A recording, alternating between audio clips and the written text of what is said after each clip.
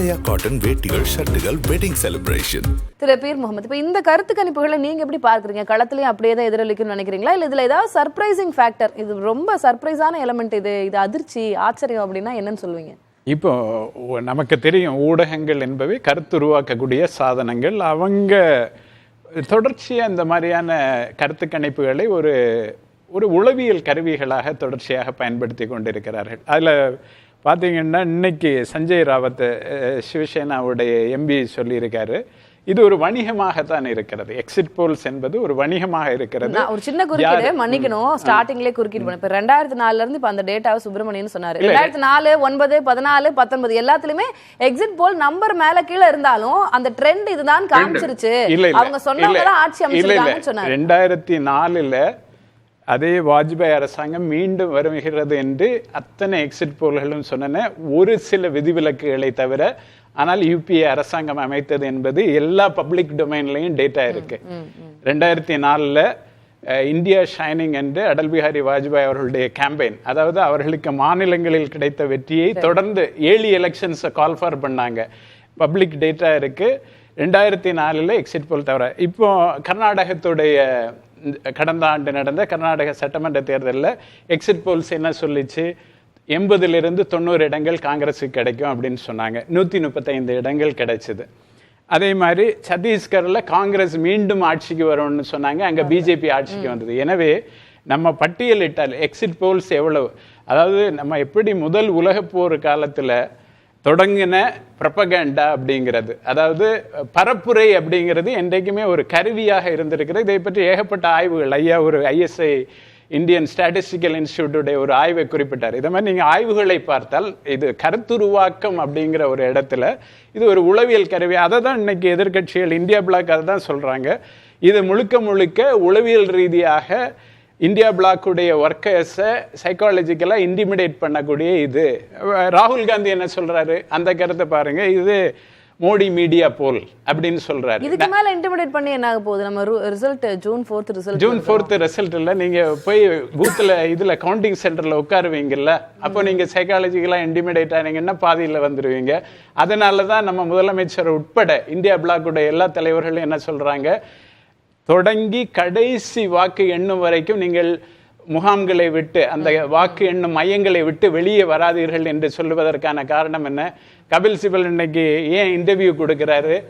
எல்லா வேட்பாளர்களுடைய முகவர்களும் வாக்குச்சாவடிகளுக்கு போகலாங்கிறது தான் எலெக்ஷன் கமிஷன் நம்ம 1951 முதல் தேர்தலிருந்து இன்னைக்கு வரைக்கும் நடைமுறை. அதுதான் கான்ஸ்டிடியூஷனல் பிராக்டிஸ். இந்த முறை ஏன் எலெக்ஷன் கமிஷன் வேற மாதிரி சொல்லுது? எலெக்ஷன் கமிஷன் இஸ் டேம்டுன்னு இன்னைக்கு கேரவன்ல கவர் ஸ்டோரி வருது. எல்லா தன்னாட்சி பெற்ற நிறுவனங்களும் கடந்த 10 ஆண்டுகளில் ஒரு எதேச்சாதிகார தன்மையில் அச்சுறுத்தப்பட்டு இருக்கின்றன. அந்த அச்சுறுத்தலின் தொடர்ச்சியாக இந்த எக்ஸிட் போல் என்பது ஒரு கருவியாக பயன்படுத்தப்படுகிறது என்கிற அந்த ஒரு வாதத்தையும் நாம் கவனிக்க வேண்டியிருக்கிறது. புரிஞ்சுக்கிறேன். நான் இன்னும் ஒன்னுக்குமா கேட்கலாம். பீகார், மகாராஷ்டிரா, ஜார்க்கண்ட் இந்த இடங்கள்ல இந்தியா கூட்டணி ஒரு கடுமையான டஃப்பான ஃபைட் கொடுக்குறாங்க அப்படின்றது ஒரு தெரிஞ்ச விஷயம். இதுல சில இடங்கள்ல பாரதிய ஜனதா இழக்குதுன்னு வச்சுக்கலாம். என்டிஏ கூட்டணி யூபிஏ கிட்ட இந்தியா கூட்டணி கிட்ட இழக்குது.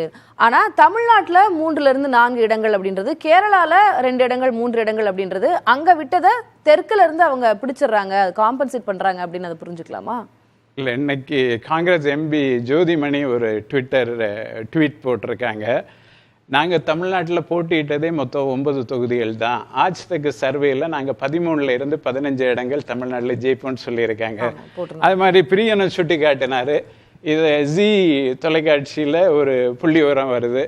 10 இடங்கள் இருக்கிற ஹரியானாவில் 16 இடங்கள் என்டிஏ கூட்டணி, 10 இடங்கள் இருக்கிற இடத்துல எப்படி நீங்கள் 16 இடங்கள்? அதாவது நீங்கள் அது வணிகமானதன், அதாவது ஓவர் கமர்ஷியலைசேஷன். எப்பவுமே இதற்கு ஒரு 10 லட்சம் பேர்கிட்ட நீங்கள் கருத்து கேட்கணும்னா அதுக்கு பெரிய ஃபண்டிங் தேவை.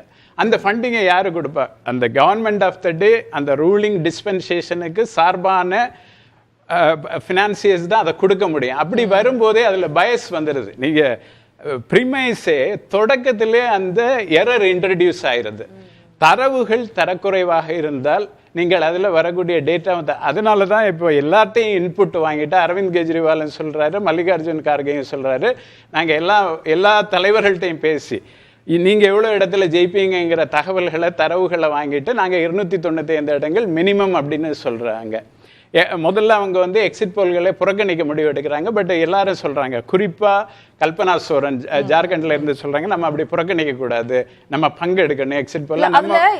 எங்க கேள்வினா அதுல இவ்வளவு பிரச்சனைகள் இருக்கு அப்படின்னு சுட்டி காட்டப்பட்டாலும் கூட ஒரு 10-12 ஏஜென்சி எடுத்திருக்காங்க.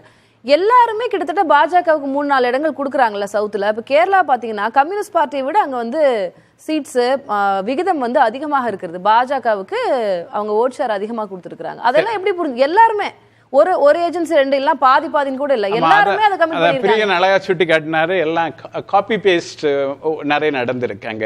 இன்னொரு விஷயம், எங்களால ஒவ்வொரு ஏஜென்சி வாட்ஸ்அப் குரூப் ஷேர் பண்ண மாதிரி சொல்லுங்க. ஆமா, எங்களால செலவு பண்ண முடியாது, நீங்க வாங்கிடுங்க, நீங்க தான் மெயின் ஏஜென்ட், வாங்கி நாங்க சப் ஏஜென்ட்ட கொடுத்த இந்த மாதிரியான விஷயம். 2 விஷயங்களை எடுத்துக்கலாம். சாம்பிள சர்க்குலேட் பண்ணிட்டாங்களா? பிரசாந்த் கிஷோர், இன்னொருத்தர் யோகேந்திர யாதவ், இந்த 2 பேரும் இந்த களத்துல நீண்ட காலமா இருக்கிறாங்க. இந்த களத்துல 2 பேருமே என்ன சொல்றாங்க, அதிகபட்சமா ஒரு 300 இடங்கள் வரலான்னு பிரசாந்த் கிஷோர் சொல்றாரு.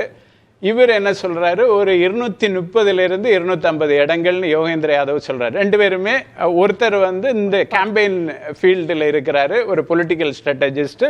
இன்னொருத்தர் சொல்றாரு, அவர் வந்து செஃபாலஜிஸ்டாவே இருக்காரு யோகேந்திர யாதவ். அதை தாண்டி நீங்க இந்த ஸ்பேஸை மட்டும் எடுத்துக்கிட்டீங்கன்னா, எக்ஸிட் போல் ஸ்பேஸை மட்டும் எடுத்தீங்கன்னா, ஃபர்ஸ்ட்ல ராஜீவா கரண்டிகர்னு ஒரு மேத்தமெட்டிஷியன் இருந்தார், ஒரு கணிதவியல் அறிஞர். அவரெல்லாம் இந்த ஸ்பேஸை விட்டு போயிட்டாரு. யஷ்வந்த் தேஷ்முக்கே இன்னைக்கு ஒரு ஓரமா தான் இருக்காரு. ஏன்னா அவரெல்லாம் கொஞ்சம் கணிதத்தை பார்க்கணும்னு நினைப்பாரு. இது ஓவர் கமர்ஷியலைசேஷன் ஆனதுனால. சரி, நம்பர்ஸ் நீங்க நம்பல, உங்க கணிப்புல யார் வெற்றி பெறுவார்கள்? இது ஒரு டஃப்பான ஃபைட், ஒரு நெக் டு நெக்.